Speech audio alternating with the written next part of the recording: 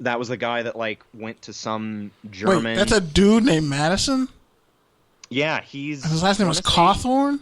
I want to say he's a veteran. I know he's... Wow. I forgot which state he represents, but he was infamous for showing off going to some retreat in Germany that was basically praising Hitler.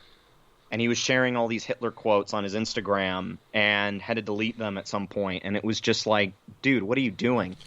He was one of the people that was very vocal against impeachment, and is very much a Trump character. So as long as you still have some of those Q people and, proto-fascists in government, I think you're always going to have that fringe. I mean, hell, we had the Tea Party back in 2009. Yeah. Those feel like Obama the same people. And everybody else was like, they're nothing.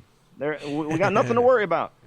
And so all these years later, now we have an even worse, more extreme version of that. And so the biggest concern is whether or not they're going to, hit back in 2024 with somebody that's either on the same level as Trump, worse than Trump, or is Trump. So why does your Obama sound like a black Bill Clinton with a stutter?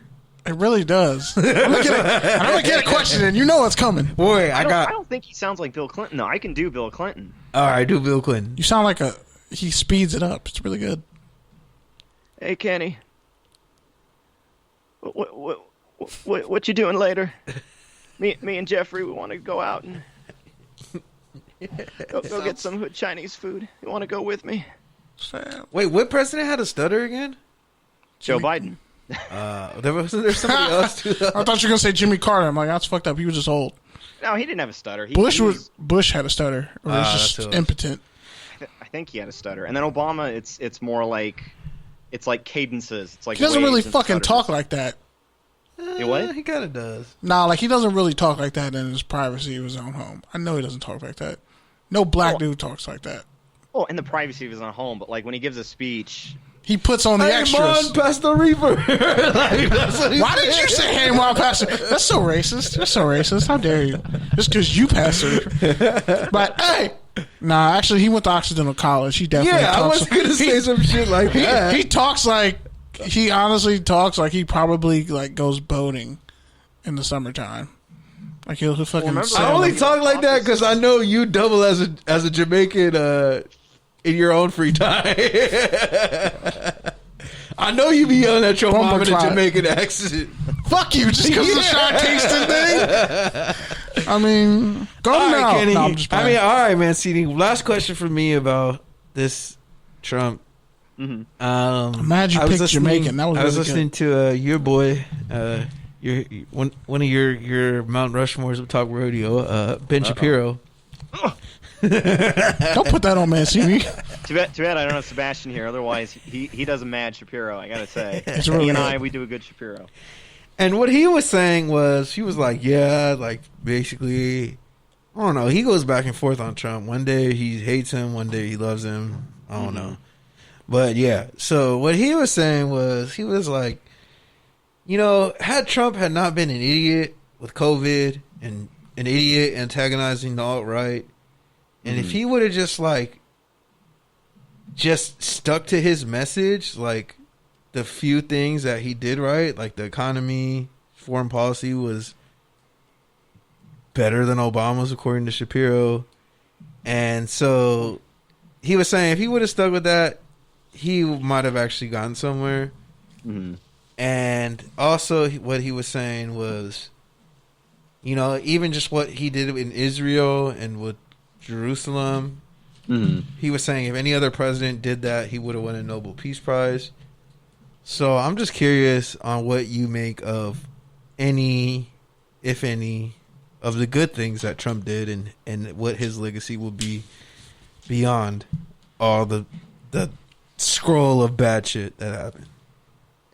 Well, I think, if anything, I'll put it this way, he went into office with intentions that, to the average American, and this really does tie in with why he garnered so much popularity over a 5-year period. He made so many appeals to your average American that arguably anybody could be kosher with. I mean, it's like that's why you even had some Bernie people go that far and support Trump, as strange as that sounds. Like, this was a guy that talked about draining the swamp. If you ask anybody further along the right or the left, they'll tell you, yeah, Washington, the establishment, it's poisonous. It's why we're stuck in the constant gridlock we've been stuck in for well over a decade. You know, I would argue some of his moves on Syria were smart at the beginning, but then either very misguided or he just never followed through because he just totally lost focus and attention. I think the biggest issue he had, if we want to he didn't grow up.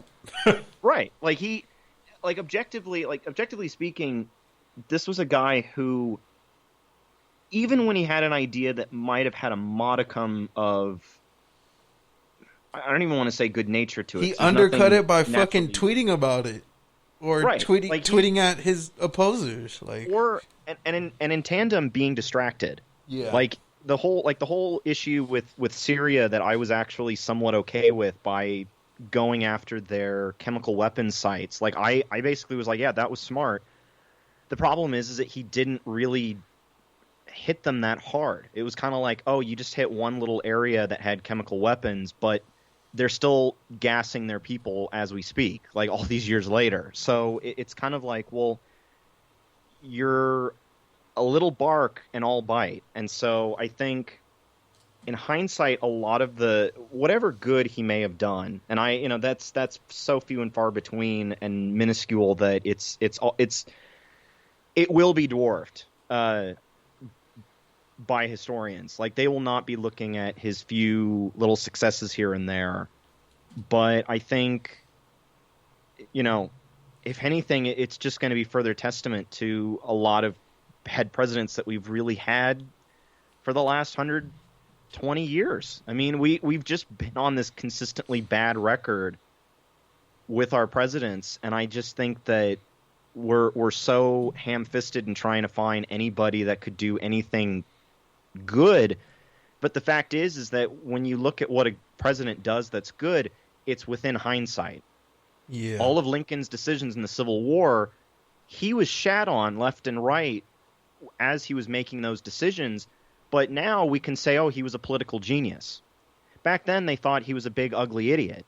I mean, it's so I think with Trump, it's going to be really difficult to find those few things here and there that you can definitively say have made the world a better place or have made, make him deserved of being within the annals of American history. Because at the end of the day, being president puts you in history regardless if you're a good person or a bad person, or if you're a good president or a bad president. You're part of a long lineup. So I just think that a lot of his errors and a lot of the horrible things that he did, from his response to Charlottesville, his bungling of the pandemic, his handling of hurricanes. I mean, that's just to name the snowflakes on the iceberg of problems with this guy that I think it's going to be his presidency's legacy will be dwarfed by scandal, controversy, and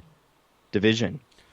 I think it'll have a lot to do with how the economy does too. With inflation and all that. Do the markets continue to be at the record highs that they're at? Does that mean anything if inflation keeps happening and unemployment is still high? But I think a lot of that will have to do with how we look at Trump in hindsight. Because right now it's easy to say, well, at least the markets were high, but even and mind you, had COVID not struck, I still maintain that he would have gotten a second term solely based on the economy, even though definitely you still had rising poverty levels and you still had a lot of people that were facing, the fact that the federal minimum wage is still so low, income inequality is at all-time high, the need for affordable housing is at an all-time high. It's kind of like... I'm not going to lie, Mancini. Your last two answers have sounded a lot like somebody who we went to go see at a political rally. about a year and a half ago. Just saying. Well, I mean, I'm just saying, like you literally took from the script. Like I'm just throwing that out there. I feel like Pete's a closet Republican. The only part you were missing was the whole math. Yeah. Because you pretty much said Trump identified the problems, but not the solutions. No, and you know what? Yang's right about that. Like, Trump, the problem, but again, it's just the fact that Trump couldn't be politically cavalier enough to actually go after that stuff. All he could do was say, oh, I'm going to get my best friends and my kids to be in all these government jobs because I don't trust anybody. And they're good at what they do. And it's like, well, no, dog, why does Trump sound like Spiegel? Why are your fucking voice inflections so good? Like, why aren't you getting paid to just do this shit? Might have to. And another thing, yeah, I know you had a question too, Kenny. Yeah, sorry, I had cut several. him off like 7 times. Yeah, this motherfucker really like just wouldn't stop going. But since we're on the concept of Yang, how do you feel about Vince McMahon? The first time I ever thought about moving to New York was to campaign for Andrew Yang. That's how you know I'm a stan. You're a fucking stan. And you don't even watch wrestling, so you're gonna have to you have to battle him and join him with this fight against Vince McMahon. Oh, you don't know about that? No, I know about it, Jason. I thought you were like. He's kind of a problem. White too. Exactly. I mean, you're gonna send MMA fighters after you, and I'm pretty sure you don't want to fight MMA. No, he's with the MMA fighters. Andrew Yang's like, how the fuck are these people only getting paid thousands of dollars? No, but Dana White ain't with MMA fighters, is what I'm saying. Everyone gets Dana White's dirty ass. Yeah. And and wrestlers literally have to pay their own insurance. But to go back to the point I was going to talk about, and you guys kind of sprinkled over it. When it comes to all those crazy ass white people storming the Capitol, and the fact that none of them were punished, and you talk about, it's growing dissent within this country. Like, I'll give you an example. My job where I work at Santa Monica, almost all of these fucking people avid Trump supporters. Hey, low key. 2 of my bosses, low key, one of my supervisors. Can I just say this real quick? We'll get this laugh off. Go for it. Get the jokes out. Your recent role has made me miss you talking about your sundial trauma. Motherfucker, that's all you talk about. We get it. You want hero pay. Yeah, motherfucker, I want hazard pay. I want hazard pay. We got it. I hate the public. I'm sick of you motherfuckers. Stay at home.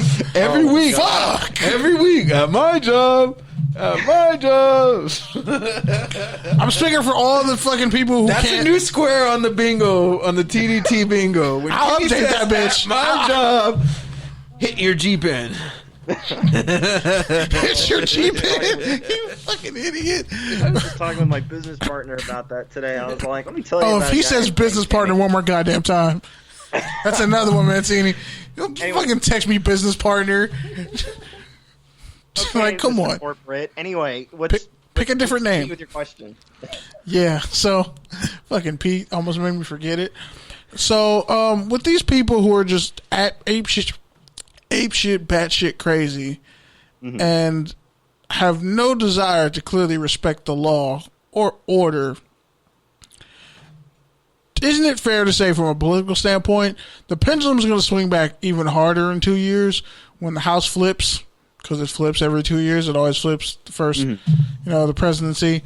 So, where do you expect white supremacist violence to go in the next 2 years? Also, while we're under a pandemic, like, where do you see it's coming next? Because the QAnon people, Tea Party, honestly, they're just all the same dumb idiots who just mutate. Let's be honest. It's the same. It's the same Resident Evil virus. Like multi-level marketers. They're worse than multi-level marketers. The worst. Well, I think now they call them MLMs. Shit made me throw up in my mouth. This girl said MLMs. Almost. Ugh. To some degree, you kind of I believe in the answered your industry. question there by mentioning the fact that all of this is happening during a pandemic. Like, I think going forward,